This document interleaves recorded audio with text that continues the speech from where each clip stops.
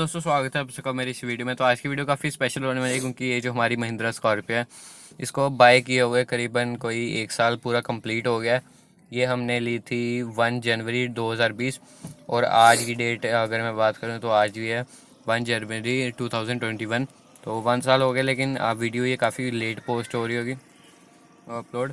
और आज की वीडियो में हम मतलब एक ओनर से रिव्यू देंगे महिंद्रा स्कॉर्पियो का, मतलब क्या क्या इसमें नेगेटिव्स लग रहे हैं। अभी तो वैसे इसकी जो नई जनरेशन है वो लॉन्च होने वाली है, लेकिन फिर ये जो पुरानी वाली है इसमें अगर हम बात करें जो भी नेगेटिव्स वगैरह लगते हैं उन सारी चीज़ों की बात करेंगे, जो आई थिंक हर कोई Mahindra owner Scorpio owner face करता होगा। तो अभी जल्दी से टाइम नहीं वेस्ट करते, जो स्टार्ट करते हैं।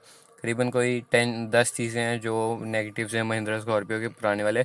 अभी तो जो नई आ रही है उसकी वीडियो उसकी बात में करें, अभी फ़िलहाल इसकी बात कर लेते हैं। तो अभी जल्दी से फिर स्टार्ट करते हैं। तो सबसे जो पहली चीज़ आती है जो कि बिल्कुल भी अच्छी नहीं है इस कार की, या ये चीज़ थोड़ी इम्प्रूव हो सकती थी, वो है इसकी पीछे की ये जो बेंच सीट होती है।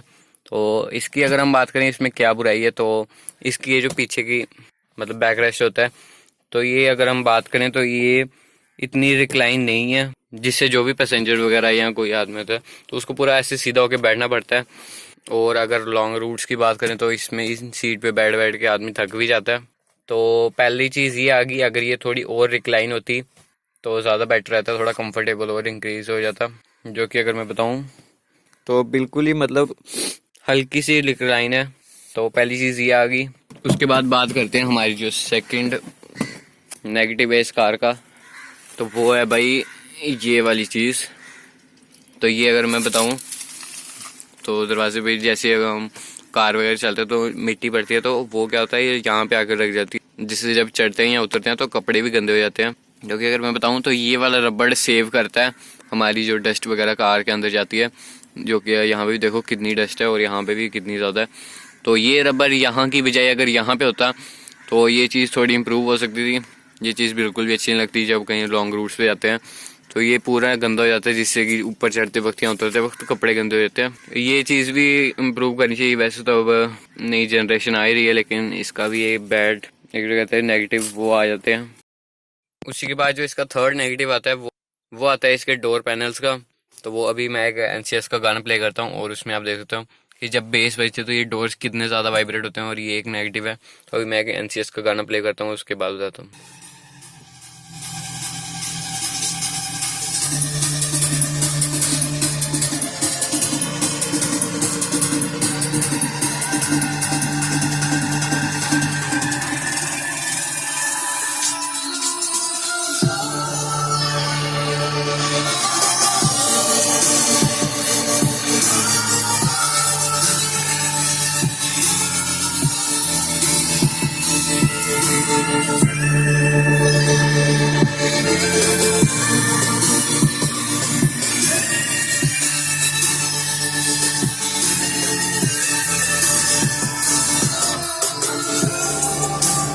तो ये था कुछ एनसीएस का गाना, और वीडियो में अभी इतना जस्टिस नहीं हो पाएगा, लेकिन अगर असली में देखो तो अभी इसके सारे स्टॉक स्पीकर्स हैं और इसके जो डोर पैनल्स हैं अभी एक बार भी नहीं खुले हैं, लेकिन फिर भी जब बेस बजते तो काफ़ी ज़्यादा वाइब्रेट करते हैं।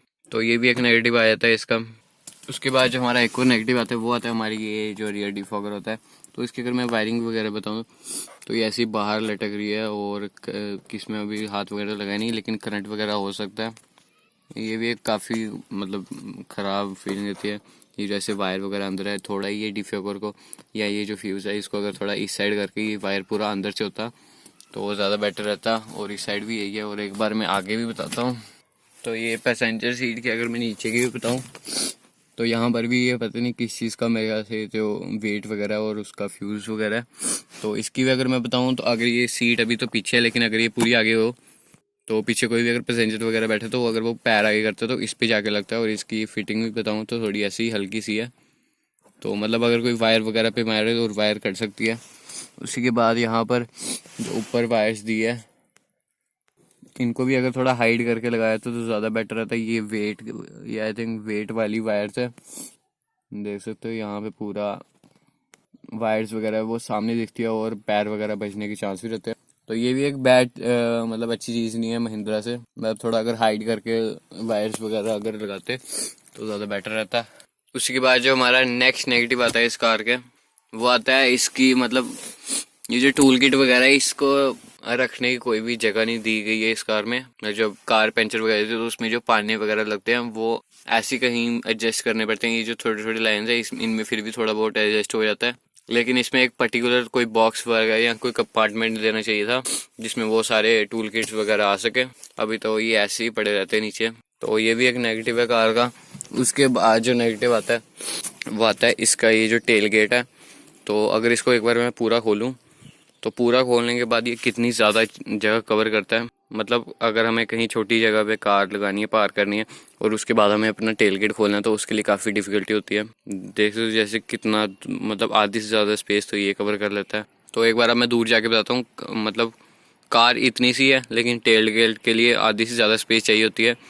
तो ये भी एक मतलब अच्छी चीज़ नहीं है महिंद्रा से। अगर ये खुलने के बजाय ऐसे ऊपर को होता तो ज़्यादा बेटर रहता। मतलब कहीं छोटी पार्किंग में आसानी से खुल तो जाता।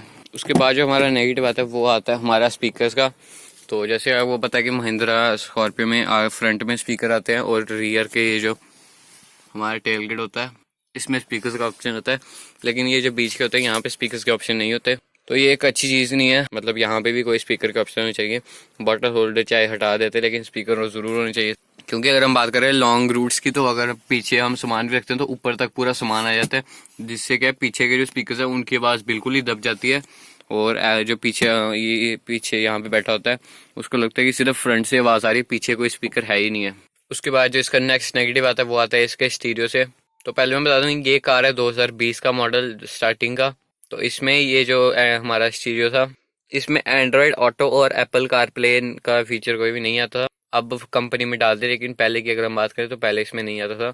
तो ये भी इस कार की एक मतलब नेगेटिव साइड की ओर चल जाता है कि पहले नहीं आता था, अब तो कंपनी ने डाल दिया। अब तो वैसे नई जनरेशन भी आने वाली है कार की।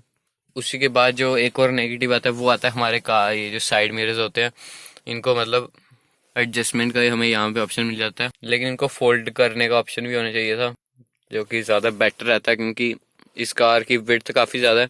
तो अगर कोई यहाँ पे बैठा है और मतलब आगे से कोई कार वगैरह आ रही है, अगर वो वाला शीशा फोल्ड, ये तो चलो आसानी से हो जाता है, वो वाला अगर शीशा फोल्ड करना पड़ेगा तो पहले ही आर्मरेस्ट उठाने पड़ेंगे, फिर वो शीशा खोलना पड़ेगा और फिर इतनी दूर तक हाथ जाता भी नहीं है। तो जैसे कि कोई नया क्रेटा वगैरह में ऑप्शन फीचर आ रहा है और बाकी भी कई कार्स में आ रहा है, जो कि यहाँ पे एक बटन होता है जिसको दबाने से क्या होता है हमारे जो साइड के मिरर्स होते हैं ये दोनों फोल्ड हो जाते हैं। तो ये फीचर भी महिंद्रा स्कॉर्पियो में होना चाहिए था, लेकिन फ़िलहाल तो वो नहीं है। अब जो नई जनरेशन आएगी उसमें पता नहीं होगा या नहीं होगा। उसी के बाद जो हमारा जो एक और नेगेटिव आता है वो आता है इसके जो बटन्स है। तो इनकी क्वालिटी अगर मैं बताऊं तो मतलब काफ़ी ख़राब क्वालिटी है। जैसे कि मैं बताऊँ अगर ये थोड़े रबर टाइप के होते हैं तो ज़्यादा बेटर रहता है, लेकिन ठीक है ये भी, लेकिन ये जो आवाज़ वगैरह करते हैं ये थोड़ी अच्छी फीलिंग देते हैं। तो दोनों साइड के फिर यही प्रॉब्लम आती है इसकी।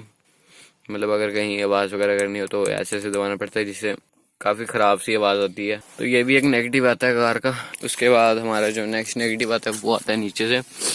तो पहले जो हमारी स्कॉर्पियो आती थी उसमें ये जो नीचे का कुछ रबर टाइप का ये पहले नहीं आता था, लेकिन अब ये आने लगा है।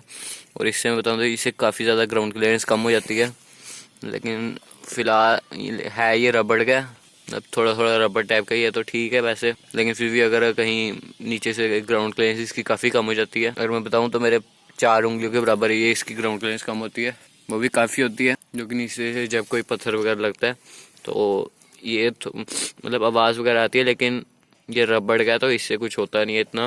तो ये अगर नहीं होता तो ज़्यादा बेटर रहता है। तो अब बात करते हैं सबसे जो हमारा लास्ट नेगेटिव है स्कॉर्पियो का। तो वो एक बार मैं कार को ऑन कर लेता हूँ पूरा, और लाइट इसकी ऑफ है, लेकिन एक बार अगर मैं सामने से बताऊं